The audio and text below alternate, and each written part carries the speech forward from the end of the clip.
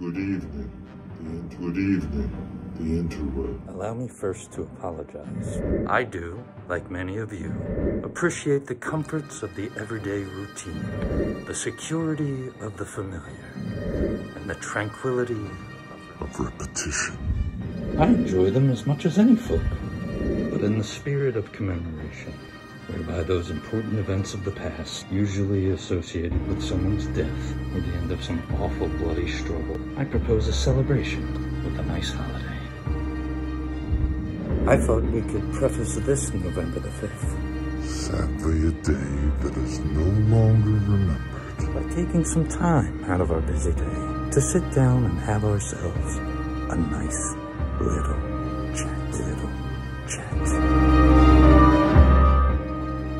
There are, of course, those who do not wish us to speak.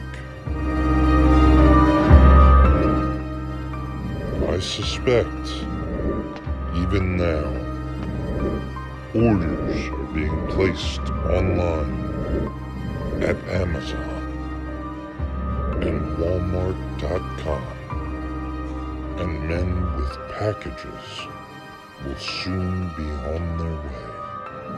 But why? Because while materialism and keeping up with the Joneses may be used in lieu of sustainability, words will always retain their power. Words offer the means to meaning, and for those who would listen, the enunciation of truth. And the truth is, there's something terribly wrong with this culture. Isn't there?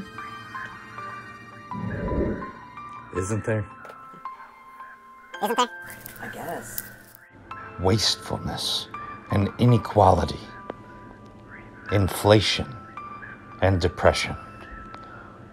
And where once you had the freedom to live simply, to work hard and live right as you saw fit, you now have influencers and systems of data harvesting, coercing your conformity and soliciting your submission.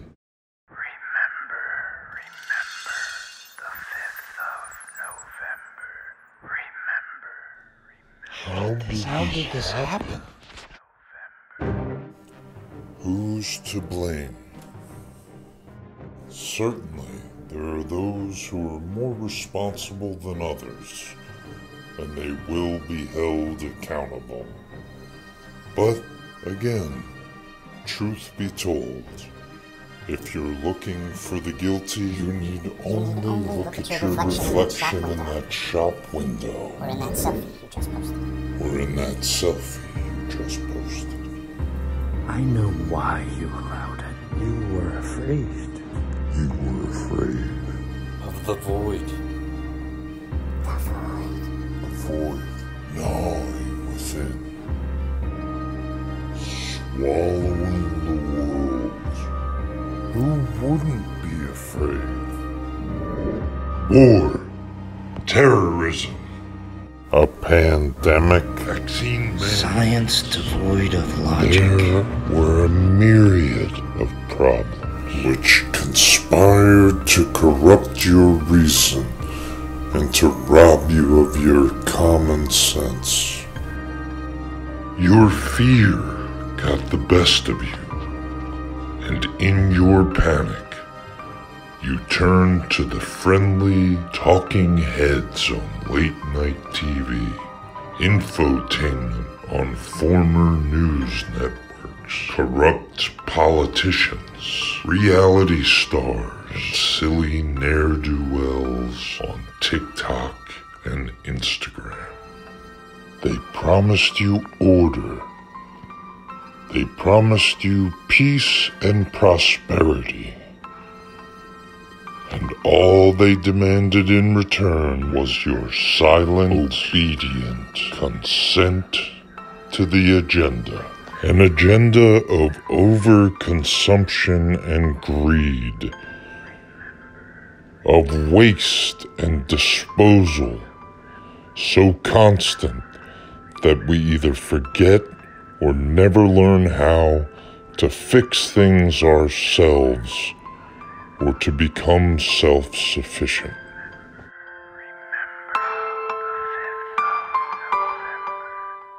On November the 5th, I will set out along the East Coast Greenway Trail to seek out more and better answers. Answers to the questions such as how to end this agenda, how to improve Retowne, and by mounting a bicycle in Philadelphia, we'll also seek to remind this country of what it has forgotten. Things like equality, sustainability, self-sufficiency are more than just words. are more than just buzzwords. They are perspectives.